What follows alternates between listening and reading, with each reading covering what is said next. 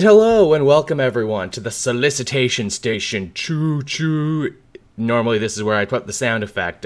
Again, if you've been a fan of the Cape Joel channel for a while, you'll know this was a show I used to do to kind of help fill the void during light comic weeks. It was a nice way to talk about, what to expect in the future of comics, what's coming out, keep everyone up to date. I know if you're really into comics and you're really into superheroes, you read the solicitations they put out every month, but I know some more casual fans don't do it, or if they do, they just want people to, explain to them what the important stuff is. And hey, that's why I'm here, that's why this show is here, and that is exactly what we're gonna do. As you can see, I got the live chat down here, I got my cup for bits and everything else. I've redesigned the bottom part here. I guess I can talk sponsors too. This show is brought to you in part by the fine folks over at TeePublic, and actually, hey, speaking of TeePublic, they are having currently one of their biggest sales ever, 35% off on all kinds of shirts. I have a storefront, and anything you buy from the storefront supports me, supports the artists who create those shirts and those great designs. I now have a link down in the bottom of my Twitch page, so you can check that out. And hey, if until the 30th, if you use the promo code CapeJoel30, all one word, you get 30% off on top of the 35% off. I'm pretty sure. Don't quote me on that. I know they said some don't stack. I think these are the ones that stack, though. You won't know until you try, but definitely check that one out. And I guess with that, we can hop on into what we're going to talk about this week, and that is I have curated some of the best and finest things coming from the solicitations of both DC and Marvel for the month of June 2019. These are all things we got looking forward to. These are all books coming out that I think you would be interested in because, well, I'm interested in them. And the first one we have right here, we have, again, trying to figure out how there we go. I figured out how to make it work, everyone. We got Superman, Year One, from Frank Miller, part of the DC Black Label line. Yeah. So I don't know how to feel about this. I don't think I've actually enjoyed a Frank Miller comic in a very, very long time, and that kind of hurts my feelings, because I loved his Daredevil, and, I loved a bunch of his older stuff, but it's just so hard to like his stuff now. He feels wildly out of touch. His stuff feels incredibly mean-spirited, but then again, DC Comics feels weirdly mean-spirited right now, and maybe it's good for Black Label, that is if they can ever actually get a book out on time. We're still not done Batman Damned yet, and there's really no word on those other titles, but no matter what I say, Frank Miller stuff always seems to sell. People always seem to dig it. But, yeah, this is Year One. It's going to be Frank Miller on writing duty, his frequent collaborator there on art. I like the art style on this one. I think it does real good visceral violence, and if it's a Frank Miller book, it's probably going to be violent. I know I'm in the weird minority on that one. I'll probably pick up issue 1, but I'm not in love with it. I know that last one, Dark Knight 3, I dropped that one pretty early on and never finished it. And I wouldn't be shocked if this is the same thing. Yes, thank you, Ramita Jr. on art. Yeah, it is Ramita Jr. I like Ramita Jr. I know some people think his, proportions have gotten way out of hand as time has gone on, but I like it. Like I said, he does visceral violence really well, and if this is a Frank Miller book, you're probably gonna get some pretty visceral-ass violence all up in here is all I can say, so let's get to the next book, why don't we? And that is, this is kind of a strange one right here. So one of the things DC Comics has started doing is they started a whole line of young adult kids books. And one of the books they got coming out of this is this Harley Quinn Breaking Glass from Mariko Tamaki, who I bring up because she is actually Canadian, and, gotta support our Canadian creators out there. Ooh, we got SD Anthony then with a cheer. Thank you, SD Anthony. I appreciate that very much. I should have put the cheer thing in front of the comic thing. But here, you know what I'll do? I will put the books off to the side now because I'm still figuring out how this show is going to be layered. Books will be over here. Chat stuff and alerts will be over here so I can see them. But thank you for supporting the show, SD Anthony. You a true OG right there. But yeah, we got Harley Quinn Breaking Glass. It's a young adult book starring Harley Quinn. The idea being that she's a teenager, moving into a new town, getting into wacky adventures. Harley Quinn is in such a weird place in DC Comics right now. She's the fourth pillar, they want her to be really accessible, but at the same time, I think comics have gone out of their way to kind of make Harley Quinn less and less accessible, whether by sheer content, making her overly violent or overly whatever, but they also know that they want kids to enjoy this character, and kids really do enjoy this character. So it's kind of strange. It's kind of odd. We're getting this book, we're getting a Superman-themed book, and I think there's like a Super Sons book in there too, of like young, all-ages reading. Again, you know, this probably isn't something I'm going to cover on the channel, because I think it's something you, the fans, probably wouldn't respond to, and I work for you guys first and foremost. But, yeah, I just wanted to bring it up, and I wanted to signal boost for Marika Tamaki, because, you know, hey, Canadians, we gotta work together, we gotta help each other out, or all you Americans will eat us alive. I assume most of my fans are in America, according to my analytics. I know I have a big British fan base, too. But, yeah, so that's Harley. What else do we have going down the line here? Oh, hey, I mentioned Super Sons, so how wonderfully fitting that the next book we should talk about here actually is Super Sons. The Adventures of the Super Sons is winding down, and that makes me, you know, very, very, very sad. I love that book so dearly. I love these characters. But DC has decided, hey, we don't want to do it that way anymore. We want to age these characters up. We want to make Damian violent and unrelatable again. But, yeah, so if you've been following that story, you know they've been fighting the Gang, which are a group of aliens that model themselves after Earth superheroes. And it looks here, as the series winds down, they find the Gang version of Doomsday. At least I'm going to assume that's the Gang version of Doomsday. I pretty much have to guess that that's what that is. And it's a female-looking Doomsday, too. You can tell because of the boob armor. Boob armor is always a dead giveaway for when it's a female version of the character. Again, it's interesting, too, that they're aliens masquerading as Earth supervillains, so I wonder, is this alien more powerful than the others, that it gets to be the Doomsday equivalent? I do wonder about that. What do you think about that, Chad? How you doing? I know, Amazing Spider-Man, how dare they get rid of a beloved book and shake up the status quo? Well, I know exactly why they did it. They did it to placate certain, certain superstar writers out there who wanted to do it their way. And that's why they did it. They broke tried to fix what wasn't broken. They tried to get all the eggs out of the golden goose, and everyone suffers because of it. And that's lame sauce, I say. That is very, very lame sauce. And I think you all agree with me on that one, that they did John and they did Damian dirty in this situation, and that they probably should have tried a little harder. But, you know, it was fun while it lasted, and I don't know what the sales data is on this current Super Sons. Maybe if it does, like, really, really good, they'll continue in this form, because that seems to be what they've made it to be, where it's like these stories are kind of out of continuity. So, yeah. Oh, don't you worry, Chad. We'll be talking about Captain Marvel later on. There's actually some very interesting stuff happening with Captain Marvel when we inevitably get to the Marvel side of things. So that's Super Sons, everyone. Sad to see that book go. Looks like it's trying to go out with a bang, though, if nothing else. So, you know, that's always good. Now, keeping things very much in the Bat family, the next book we got here is Tom King's Batman. You know, everyone's favorite Batman run. Definitely my favorite Batman run. You can always tell that. But, yes, this one finally seems to answer the damn question, or at least try and answer the damn question. I know Tom King's Batman books have trouble with this, and that is what is Weird Flashpoint Batman's connection to Bane and the crazy scheme that's going on right now? Honestly, I'm just happy that he's out of the friggin' nightmare coma, and we look to actually be getting back into stories that are actually happening and should, you know, hopefully be important. Actually, as I sit here and look at the screen right now, it hits me what I should actually be doing is I should be taking the chat, because you guys are essentially my co-hosts. I should be moving the chat over here to help fill the dead space is what I should be doing. There we go. That looks much nicer. And then I'll move the cup up closer to me. See, again, I'm trying out new formats here, everyone. I think this actually looks nicer. There we go.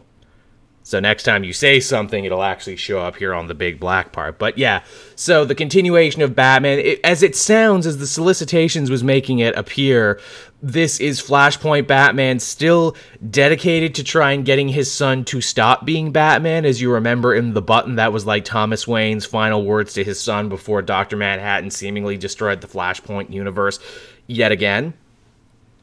He sure doesn't seem to be trying to get his son to stop being Batman. He seems to be helping Bane, which I don't know where that fits into things. But it is, yeah, this does look better. Thank you, Always Dark. I'm glad you agree. That does look better. And now, see, now you all get to take better part in this. But yeah, they're on a bit of a desert quest. They look to be traveling the world in this story. I mean, it's a pitch. It sounds like a good pitch at first, but then again, I feel like that's a lot of Tom King pitches. They sound really good to start with. And then, you know, questions go unanswered, and logic gets ignored, and, you know, characters get ignored. And it just leaves me feeling sad at the end of the day. I have a sad time. It's all just a sad time, is what it is. But, yeah, that's what you can look forward to for Tom King's Batman. And Batman acts like a kid, you're absolutely right. He acts like a weird baby man. I don't know, maybe his dad will call him on his bullshit, who knows? Maybe his dad will actually say, hey, stop acting like a kid, god dang it. But, yeah, so there's your taste of Batman there. But, you know, I'm happy to say, as much as I don't really like Tom King's Batman, it's not the only Batman-related thing at DC right now. Your cup actually runneth over with Batman-related stuff, and here's one for you that I know my buddy Sal, my co-host on the Elseworld Exchange and Comic Pop, he's gonna go nuts for. It's Batman and the Turtles 3, yeah, the smash hit from James Tynion, back again.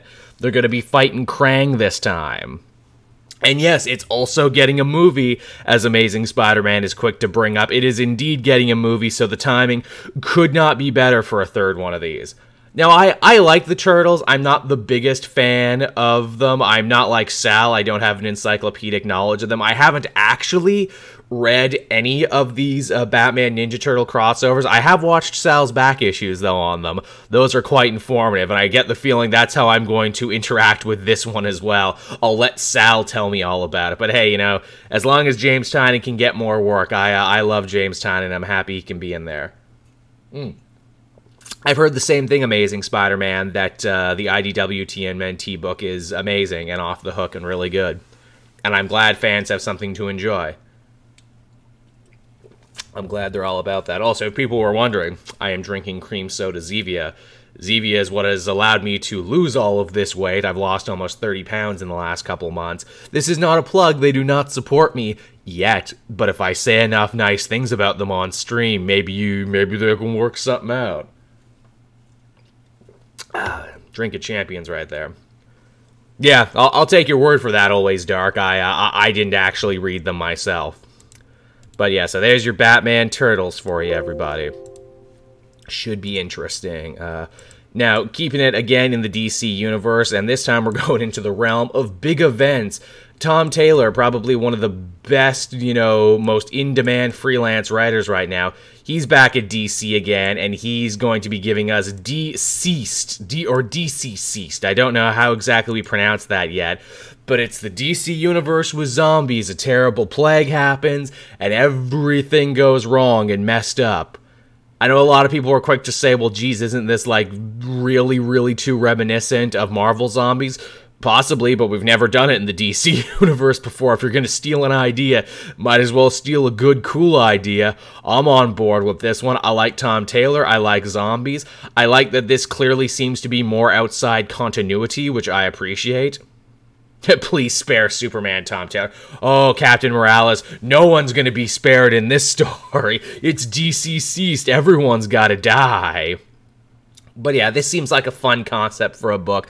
The art already looks great. Again, I love that it's Tom Taylor doing this, because this is a writer, obviously, who, if you've read his Injustice stuff and his all-new Wolverine stuff, he gets death and he gets the gravity of situations and everything. And, you know, he's also not so totally morose and everything. And so, you know, I'm down for this one. DC Seest is going to be a big hit. I'm calling it now. I'm pointing to the outfield. Yes, he did also tease Darkseid becoming a zombie Amazing Spider-Man. I don't know how that works, but he did tease it. And again, we're still working through the B's and C's right now for solicitation season. But our next one here, we have Detective Comics. Detective Comics number 1000 coming up very soon. Going to be a big anniversary issue. The other big thing about it is that it's going to finally reveal the Arkham Knight in canon, in the comics. And around this time in June, we'll apparently be reaching the end of that arc and actually learning his true identity. Because it can't be, spoilers, Jason Todd like in the game. He's already somebody. And they also seem to be changing his reason as to why he is the Arkham Knight and why the Arkham Knight does what he does. I like this image right here because it shows they've actually updated and changed the Arkham Knight's costume a little bit. It's smaller things, but it is a slightly different looking costume, and I can appreciate that. Also, just this image is great too, where it looks like he's wearing a cape, but no, he's not wearing a cape. He has the cowl in his hand, and it's fluttering behind him. I think that's cool. Oh yes, Captain Morales, 100%. Detective Comics is amazing right now. Way better than the mainline Batman we're getting. Tomasi knows exactly what he's doing, and this is a great time for you to hop in, actually, right before issue number 1000, because Tomasi's first arc just ended. So yeah, if you've been trade waiting on Tomasi's Detective Comics, hop in now, because it looks like this is going to be the Batman book to read moving forward. Yeah, this isn't the story of the game. We're doing something completely different here. Which I like, because we haven't had a real, like, who's under the mask mystery story for a while. I might be saying that, SD Anthony. I'm not going to say that out loud or anything, but I might be saying that. I mean, Always Dark, it's not really the return of Arkham Knight. This is the first time he's been in comics. This is his first canon appearance. And he's going to be different.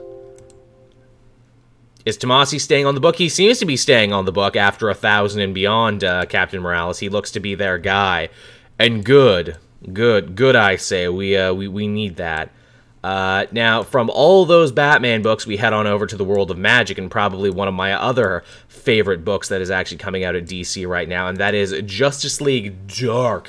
If you've been reading the story right now, Wonder Woman and her team have been fighting the other kind. They've been fighting an evil Lord of Order and Dr. Fate and all the other Lords of Order, and the big selling point of this last arc is that Wonder Woman is trying to find Mordru the Mystic, and they're using his magic red crystal, and the idea being, if the Lords of Order have turned against magic, have turned against the heroes, and are helping the bad guys, then our heroes need to find a Lord of Chaos so they themselves can become Lords of Chaos, and that's what this cover is. It's Justice League Dark becoming Lords of Chaos. So you have Chaos Wonder Woman, Chaos Detective Chimp, Chaos Zatanna, and Chaos Swamp Thing, who looks just like regular Swamp Thing, only he's darker instead of green.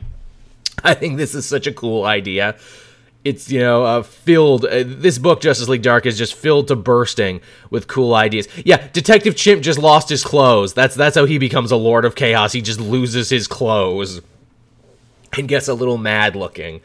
But yeah, Justice League Dark has been so solid. James Tynion has been turning in some amazing work on this book. It's the other must-read Justice League book right now. And, probably one of the best things they're putting on the shelf. I've been reading less and less DC titles, I hate to say, but I always make room for Justice League Dark, and I'm never disappointed reading that one. That's just good stuff. How many things to catch up on in Justice League Dark? Not that much. They've had, maybe 2 arcs, although it gets a little complicated because they had an arc, and then they had the Witching Hour, which was like a crossover with the Wonder Woman book. So there's a little to catch up on, but not a lot. You could probably bang it out on a weekend if you're, really into it. Next up, we have the continuing ongoing events of Justice League. Now, there was nothing all that interesting in the solicitations. Again, they're continuing to fight the Legion of Doom. They're continuing to fight Perpetua. But what's interesting about all these covers is that Aquaman is on the cover of all of these. Why is this important? Well, Arthur went missing during the pages of Drowned Earth, or in the pages of Drowned Earth, I should say. He went missing, you know, sacrificed himself to save all of mankind. In his solo book written by Kelly Sue DeConnick, which I'm covering for the DC Fan Channel, he has complete amnesia. He forgot who he was, but clearly, judging by these covers, he remembers who he is, and he comes back. And he rejoins the team, and I'm sure that'll be quite the thing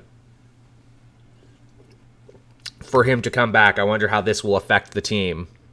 Oh, what was just announced at C2E2? Hickman is on 2 X-Men titles, House of X and Powers of X. Oh, okay. So everyone was right. Again, we haven't gotten to Marvel yet, but yeah, so everyone was right. He is doing an X-Men book. The X-Men books need him right now. I dropped off reading X-Men because it was just too much. Too much, too fast. But I guess I'll read it if Hickman's writing it. Although, again, if it is a Hickman-written X-Men book, I'm sure it will have a glacial pace, but pick up into a super event. But yeah, so that's your Justice League, everyone.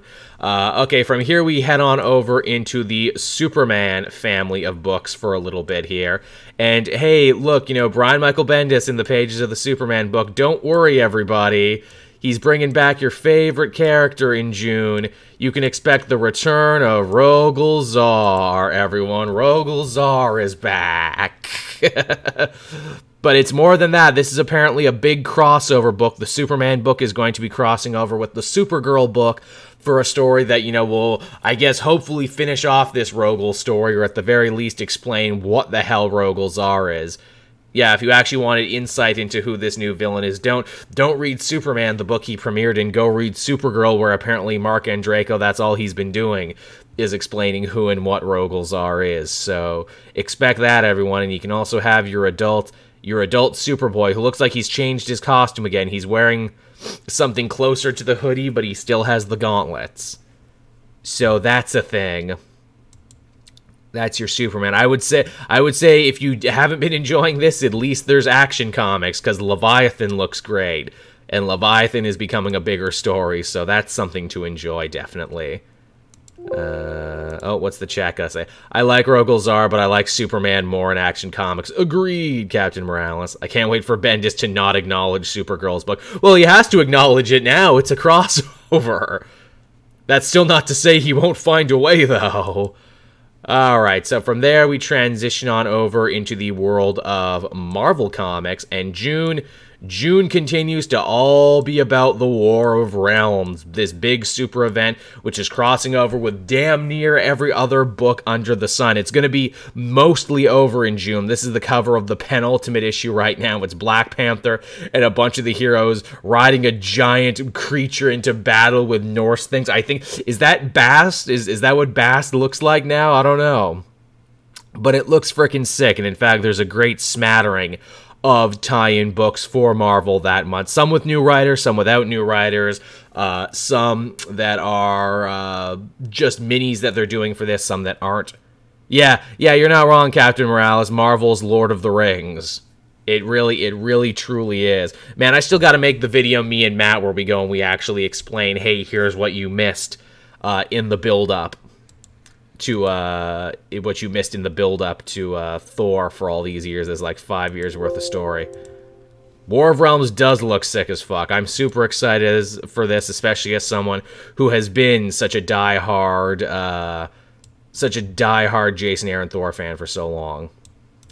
Alright, now, one of the more interesting tie-ins they got coming in as part of War of Realms is a brand new redone Agents of Atlas, cast entirely with Asian heroes. So you got Amadeus Cho, Brawn from the Champions, who is actually having a bit of a falling out with his team right now in the book, so I find it interesting that he's gone over here. You got Shang-Chi, you got Silk, you got a bunch of different characters, and here we have a very sad page of Brawn looking very down, as it looks like pretty much all of his new friends are dead. It looks like no matter where Brawn goes, horrifying death follows him. And I don't think Mephisto will be here to resurrect these people this time. So, oops, sorry about that, Amadeus. Better luck next time.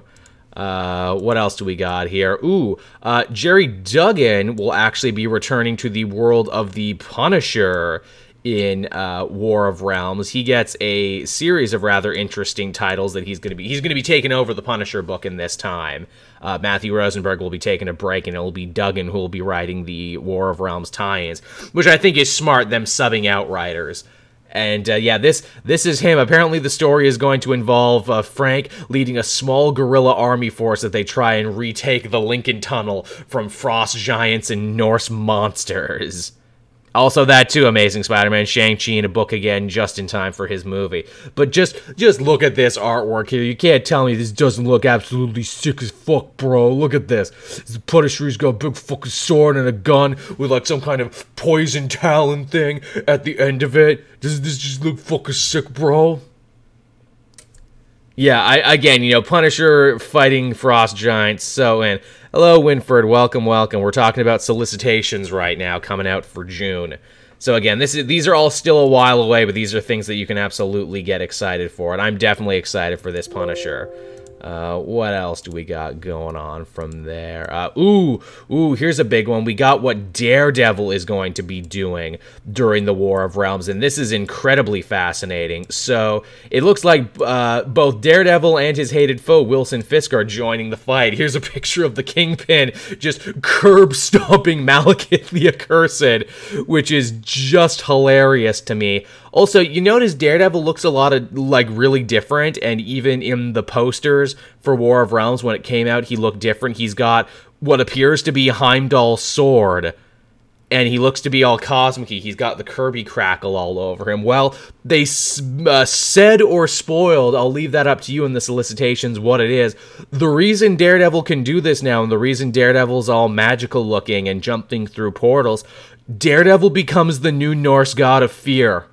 Yeah, the man without fear becomes the god of fear.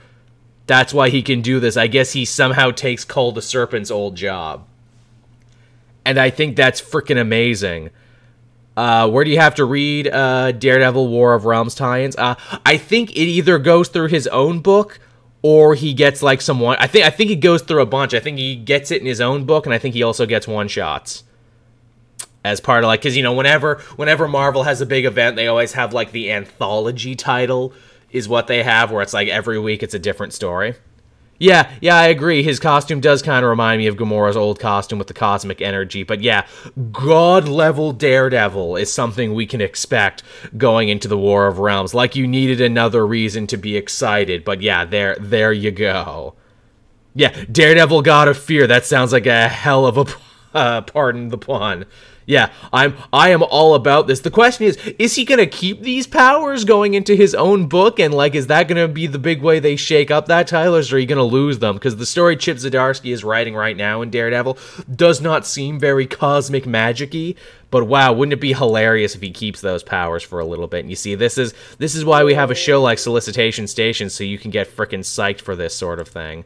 Now what else do we have going on here? Ooh, so obviously, well, Thor is more or less ruling the day, and thank you, Marvel Knights, for telling me that I sound good. Thank you for being my unofficial tech guy. I'll have to start paying you soon. But, yeah, so what's becoming of the Thor book during War of Realms, where Thor is basically bleeding into everyone else's stories? Well, we're going to be getting some more stories about young Thor, because obviously Jason Aaron, one of the clever things about his run is that he's telling stories about Thor in multiple time periods. And we're going to be getting a story wherein young Thor meets the Venom symbiote, assumedly for the first time. Which is super freaking cool, because if you've been reading Donny Cates' Venom book, they basically retconned that series to say that Thor was actually the one who stopped the Venom symbiote, or the Grendel symbiote, depending on where you fall on that one. This is probably Grendel and not Venom, because he won't become Venom till later when he fuses with Eddie Brock. But yeah, I love this concept now, where Thor was the one who actually defeated Null and actually defeated the symbiotes, and that these things are all kind of fused together now in these bits of continuity that you didn't think were a thing. So yeah, I also like, too, that it's like you're going to be getting enough War of Realms so the Thor book can actually kind of screw around and do something different while every other book is dealing with it, which hopefully means that, you know, we're not going to get the story, stretched too thin, which often happens in stories like this, in big events like this, where it's like, well, obviously you gotta read the main character's main book, because that's where the bulk of stories being told, not in the event actual title and in all the tie-ins. It seems Jason Aaron actually put a lot of thought into this one. But yeah, that cover looks sick. That story's probably gonna be sick. Sign me up for that one. Alright, now someone actually mentioned Captain Marvel before. Now, they actually have something incredibly interesting planned for both Captain Marvel and Doctor Strange. They're going to be fighting the Enchantress, and the Enchantress is going to screw her and Stephen Strange around by having them switch bodies during the event. Yeah, we're getting a Freaky Friday body swap thing going on with Captain Marvel and Doctor Strange. And you can see as they go to their way to try and change and update their costumes to facilitate their different abilities. Carol in Strange's body has the new gauntlets and probably something here to absorb power and everything. And Steven, he's just doing all the same magic he always did. But as we know from reading the Doctor Strange book, the kind of magic that he does takes a horrible toll on his body. And he has to do some really gross things just to keep going. I'll admit I'm not currently reading Doctor Strange or Captain Marvel, but this sounds like a hell of a story once it's all collected and everything. Yeah, exactly, Winfrey. That's some very dope, very old school Silver Age stuff. They don't do fun things like this, nor do they do fun things like this anymore during big events. And I think that's very cool that this is an idea they threw out there, where it's like, look, everything's going nuts in the universe anyway. Let's have them fight the Enchantress. Let's have them switch bodies. Why not? But yeah, that one looks like a winner. What else do we have going on here? Ooh, so Spider-Man is getting a rather interesting miniseries during War of Realms. It's Spider-Man and the League of Realms, which, if you know them from reading the Thor series, the League of Realms or the League of Worlds, I can't remember exactly what their name was. They're like a super team made up of like Dungeons and Dragons characters. You've got elves and dwarves and goblins and giants and everything, and they're a super badass team. And assumedly, Thor is going to be busy doing other stuff, so who's going to lead his team? And the answer is Spider-Man's going to lead his team. Spider-Man's totally going to take up the cause. And we see him fighting old school Thor villain Curse. The question being, is this the old Curse, or the new Curse, or a newer Curse? Because if you'll remember, in Jason Aaron's Thor book, there was a dark elf woman who broke Malekith out of prison. She didn't really want to, and that kind of like kicked off the War of Realms in the first place. And then she ended up becoming Curse, but then Curse kind of ended up turning on Malekith at a point because she wasn't entirely evil, which makes me think, is this the same Curse or a different Curse? Because I always felt that character was really important, and Jason Aaron was given a lot of paddle time to this character because they were going to matter, but they didn't. I'm very much interested in this one. Of all the new miniseries coming out, Spider-Man and the League of Realms is definitely top of the heap as far as new ones goes. Definitely got to see that.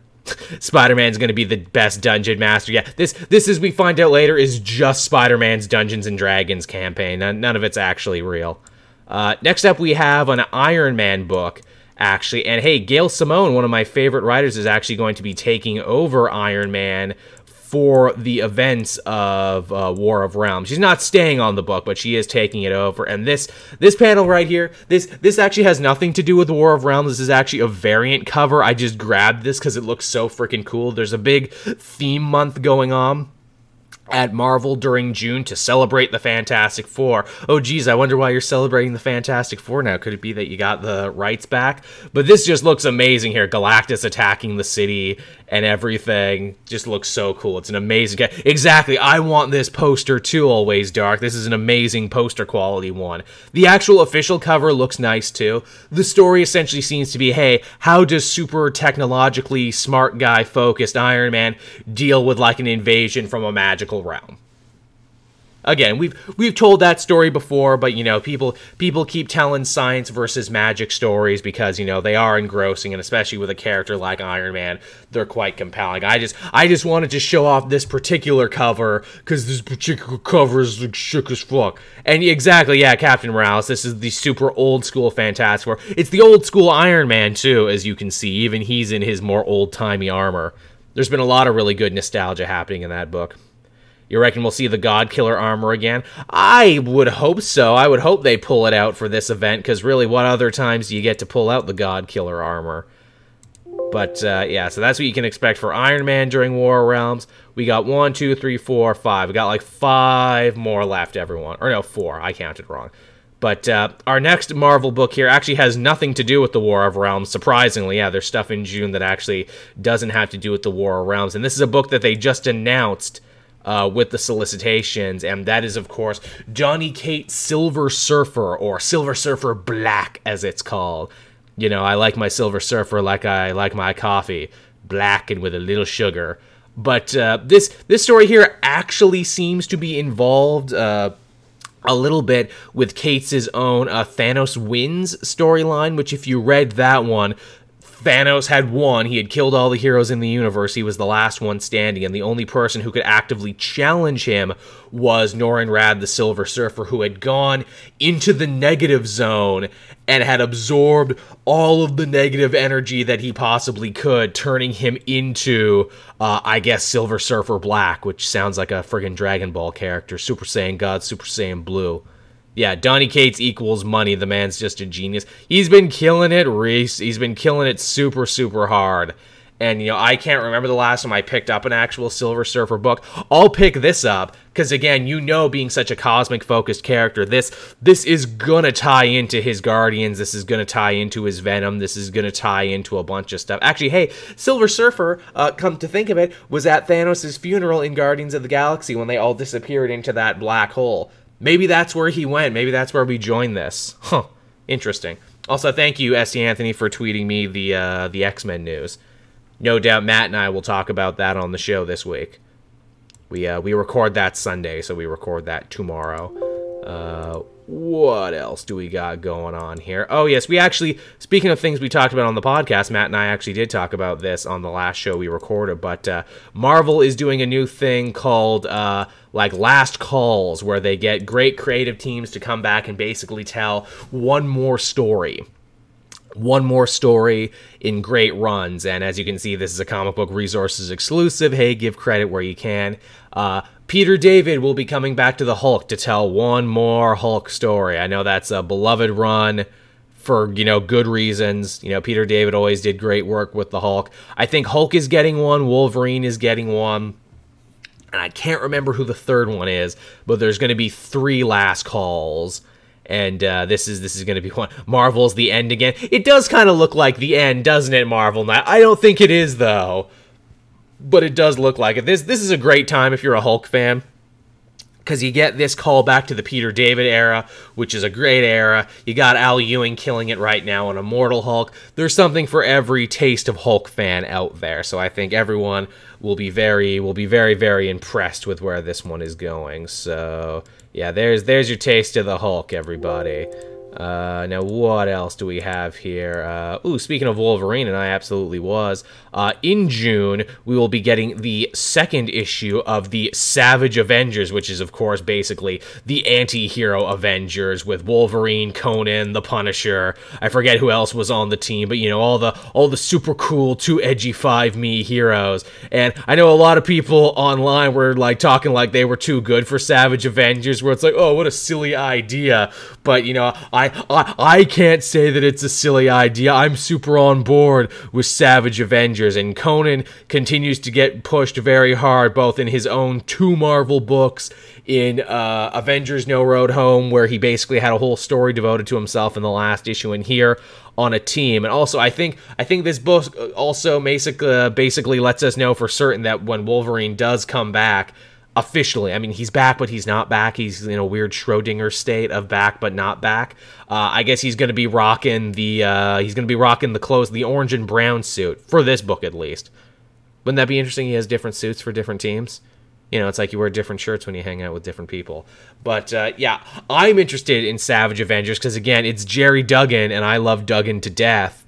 And, I mean, if anyone can make this bollocks work, he can. As our British fans out there say when it comes to Savage Avengers, this is my kind of bollocks, is what this is. A team made up of badass anti-heroes. But, yeah, so that's something you can expect in June. That's the 2nd issue. I imagine issue 1 will be pretty damn huge. And what was the other thing we had? Ooh, the last thing we have to talk about is Spider-Man, because apparently in June, Nick Spencer is finally going to reveal who the Bandaged Man is, which is the official name the Solicitations gave him. I've been calling him the Blue Centipede because of his blue face. Oh, Elektra and Dr. Voodoo were the other ones. Thank you, Always Dark, for reminding me. But yeah, back to Spider-Man. Apparently, they're going to be answering the question of who, as I call him, the Blue Centipede, because he has a blue face and a bunch of centipede imagery around him. Nick Spencer's really good at writing mysteries, and he's really good at knowing who fans think, so he's actually gone out of his way to cross off quite a few potential suspects of who it could be. It's not Frederick Foswell, nor is it any of his kids. Those have been crossed off.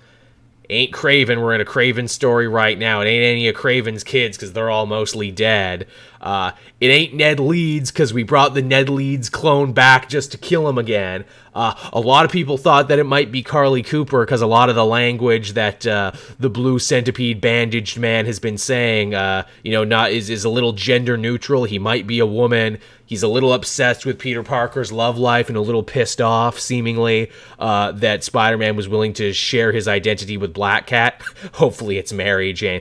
No one would see it coming, Marvel Knight. I don't know if after making Captain America Hydra, if, Nick Spencer is ready for the mountain of hate he would get for bringing the relationship back together and then making Mary Jane a villain.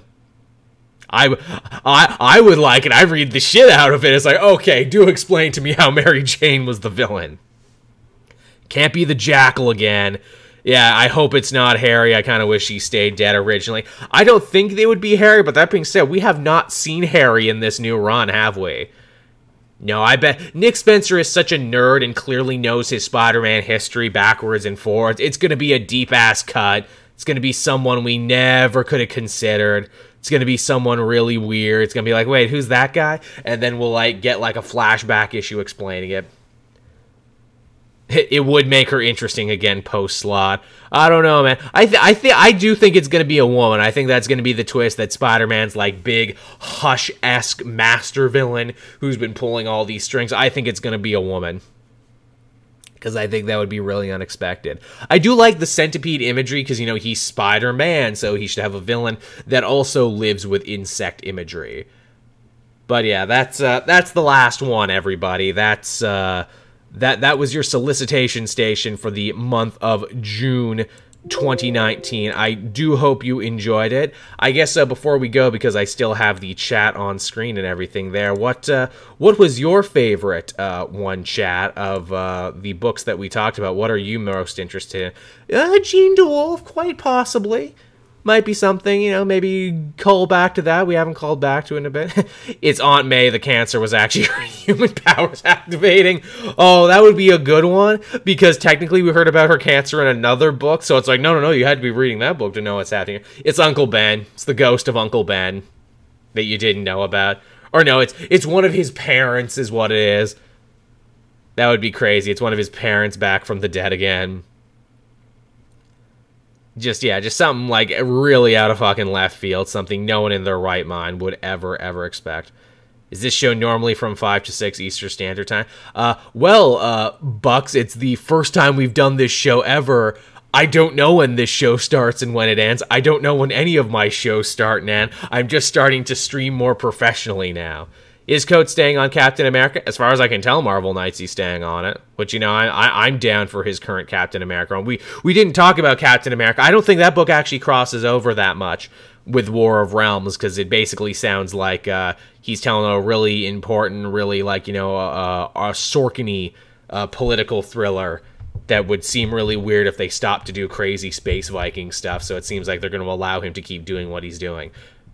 Because, again, if you've been reading his Captain America book, Captain America is in jail, framed for the murder of Thunderbolt Ross, a crime he didn't commit, and instead of running away and becoming, becoming Nomad again, or becoming the Captain, he says, I need to fight them from the inside. And it also gives, Coates a chance to talk about the American prison industrial complex, which I thought was very cool.